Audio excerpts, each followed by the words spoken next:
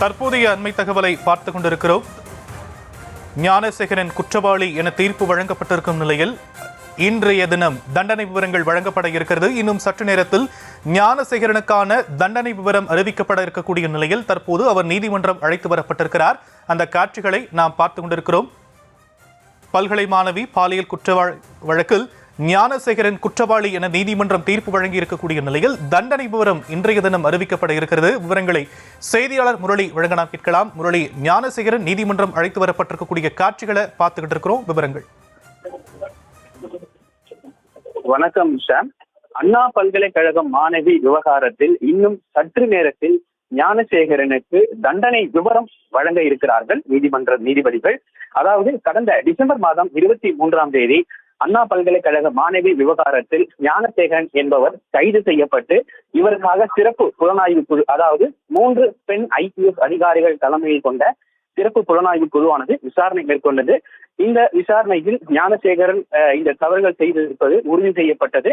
குறிப்பாக 11 வழக்குகளிலும் இவர் குற்றவாளி என கடந்த 3 நாட்களுக்கு முன்னதாக நீதிபதி தீர்ப்பு வாசித்திருந்தார். இந்த நிலையில் இதற்கான தண்டனை விவரமானது இன்னும் சற்று நேரத்தில் அவருக்கு வழங்க இருக்கிறது. இதற்காக புழல் சிறையிலிருந்து சென்னை உயர் நீதிமன்றத்தில் இருக்கக்கூடிய மகிழா நீதிமன்றத்தில் சற்று நேரத்துக்கு முன்பாக ஞானசேகரன் ஆஜர்படுத்தப்பட்டிருக்கிறார்.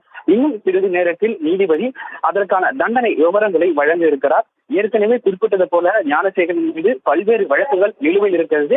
குறிப்பாக பாலியல் விவகாரம் தொடர்பாக 4வது முறை குண்டர் தடுப்பு சட்டத்திலும் கைது செய்யப்பட்டிருக்கிறார்.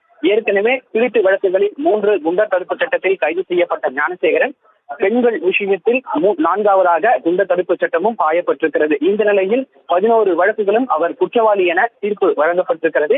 இந்த நிலையில் கடுமையான வாதங்களும் வைக்கப்பட்டது. அதாவது அரசு தரப்பில் இருந்து இந்த வாதங்களை தொடர்ந்து ஞானசேகரன் தரப்பில் இருந்து தனக்கு தண்டனையை குறைத்து தருமாறு ஏற்கனவே நீதிபதியிடம் வலியுறுத்தியிருந்தார். குறிப்பாக தன்னுடைய சகோதரி மற்றும் தாய் ஆகியோர் தனியாக இருப்பதாகவும் தன்னுடைய பெண் குழந்தையை தான் பார்த்துக் கொள்ள வேண்டும், ஆகவே தனக்கு தண்டனையை குறைத்து தருமாறு அவர் நீதிபதியிடம் முறையிட்டிருந்தார்.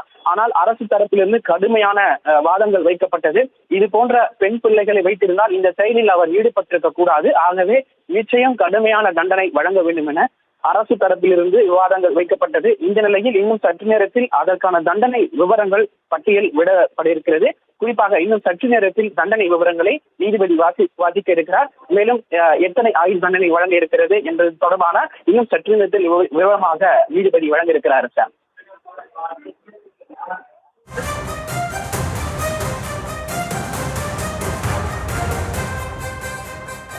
தற்போதைய விரிவான விவரங்களுக்கு நன்றி முரளி.